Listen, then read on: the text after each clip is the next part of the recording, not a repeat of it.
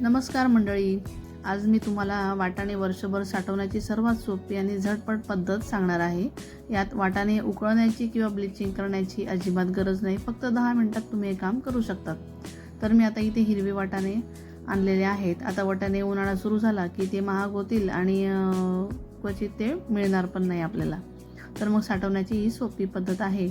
तर सर्वात आधी ताजे वाटाणे, टपोरे हिरवे वाटाणे आपल्याला हे सोलून घ्यायचे। तुम्ही बघू शकता की किती छान असे मोठे साईजमध्ये मी वाटाणे आणलेले आहेत। त्यात बारीक वाटाणे देखील आहेत, तसं नाही तर जास्त करून हे असे मोठे मोठे मी निवडून आणलेले आहेत। तर त्यातील खराब झालेले किंवा खूप छोटे दाणे निवडून वेगळे करायचे आहेत, कारण एक खराब दाणा पूर्ण बॅग खराब करू शकतो, बाकीचे वाटाणे देखील खराब करू शकतात। तर बघा इथे एक छोटा वाटाणा आहे, त्यात मी मोठे काढून घेतले आणि छोटे वाटाणे मी वेगळ्या वाटीमध्ये जमा करणार आहे। तर अशा पद्धतीने मी सर्व वाटाणे आता सोलून घेणार आहे। मोठे एका साईडला आणि छोटे एका साईडला, अशा पद्धतीने मी वेगवेगळे करून घेणार आहे। जर वाटाणे खराब असतील तर ते पाण्याने स्वच्छ धुवून घेतले तरी चालतील, जर गरज वाटली तर आता धुतलेले वाटाणे एका सुती कापडावर पसरून ठेवा। फॅन खाली 1 ते 2 तास राहू द्या, जेणेकरून त्यातला पाण्याचा अंश म्हणजे जो ओलावा आहे तो पूर्णपणे निघून जाईल। वाटाणे हाताला कोरडे लागले पाहिजेत तर हे चेक करून घ्यायचे भरण्याच्या वेळेला। तर बघू शकतात हे लहान वाटाणे आहेत। तर आता मी हे वाटाणे इथे पसरवून घेते। तर एकसारखे वाटाणे आहेत, त्यात काही खराब असतील तर ते काढून घ्या। तर मला जे वाटलं ते मी काढून घेतले आणि एकदम बारीक वाटाणे देखील याच्यामध्ये राहून जातात, तर ते आपल्याला काढून घ्यायचे आहेत। तर अशा पद्धतीने पसरवून घ्यायचं आहे।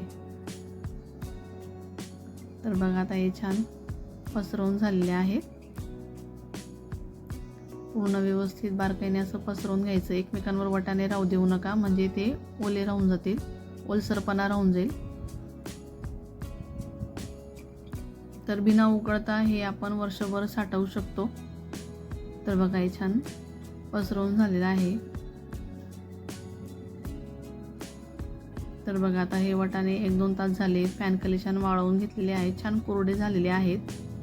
तर मी आता यांना जमा करून घेते। तर आता हे कोरडे झालेले वाटाणे आपल्याला झिप लॉक बॅगमध्ये भरून घ्यायचे आहेत। तर मी इथे 2 आणलेले आहेत। तर हे वाटाणे जवळपास 3 ते 4 किलो वाटाणे आहेत। तर बघा या अशा बॅगा आहेत, थोड्या मोठ्या साईजमध्येच आणलेल्या आहेत। तर अशी त्यातली मी आता मोकळं करून घेते आणि त्यात वाटाणे हे भरून घेते।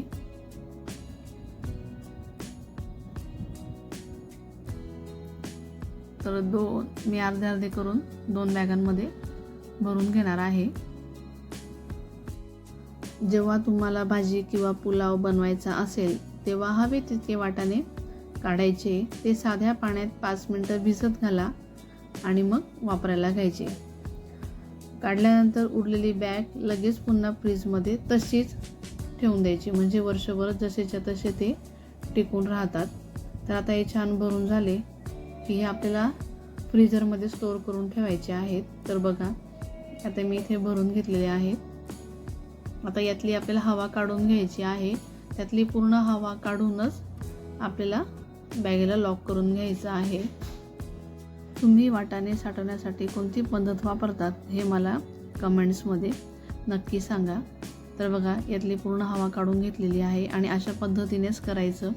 जर तुमच्याकडे कॅरी बॅग असेल ज्यात भाजीपाला वगैरे मिळतो मार्केटला, ती असेल तर तुम्ही त्या स्टोअर करून ठेवले तरी चालतील। त्यातनं पण अशीच हवा काढून मग पिशवीला गाठ मारून घ्यायची आहे।